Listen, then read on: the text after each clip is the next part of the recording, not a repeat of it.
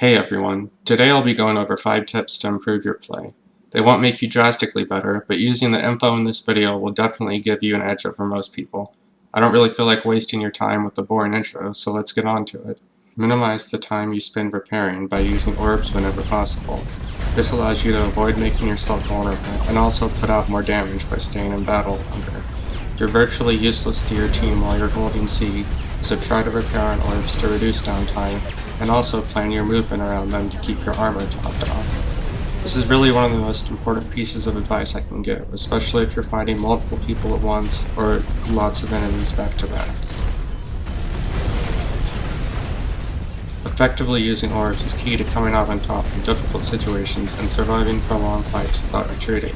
It's often good to throw a repair charge a small distance from a pre-existing orb if you're planning to do damage out in the open, so you can strafe back and forth more easily while still staying within extraction range.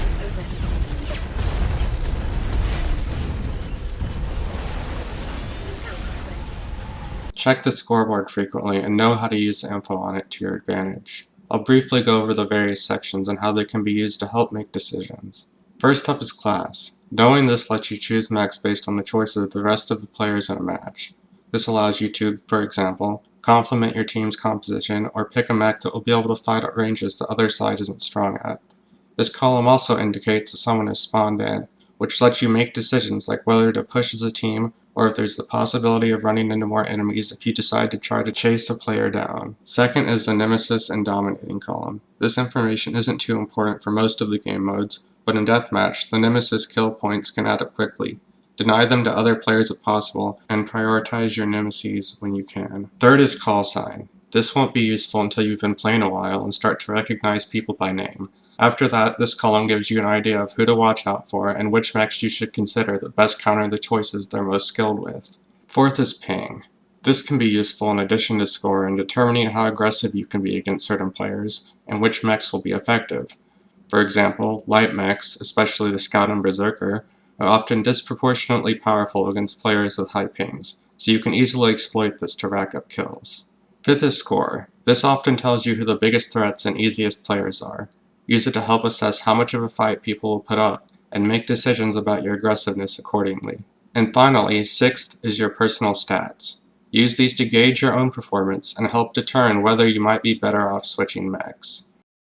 Normally when you use a jump pad, you make yourself a very easy target due to your predictable trajectory, inability to use your thrusters until you're at peak height, and the sound pads make when triggered alerting enemies to where you'll be even if you're off radar.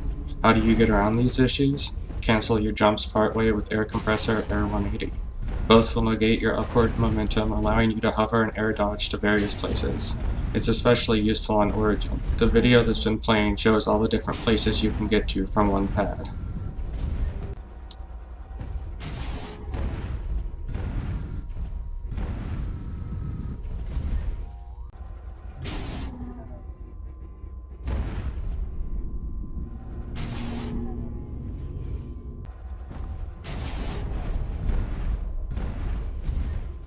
Stand at the back of shields, opposite the player you're fighting. You won't get hit by an EMP if one is thrown at you, but you'll still be protected from damage.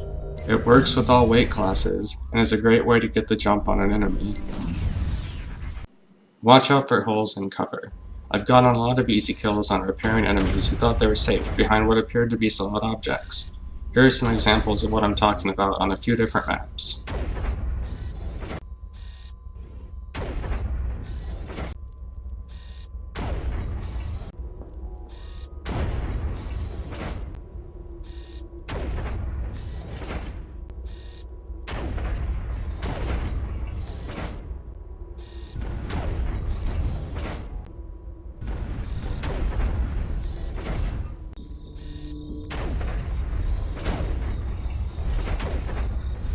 As you can see, many common pieces of cover protect you incompletely.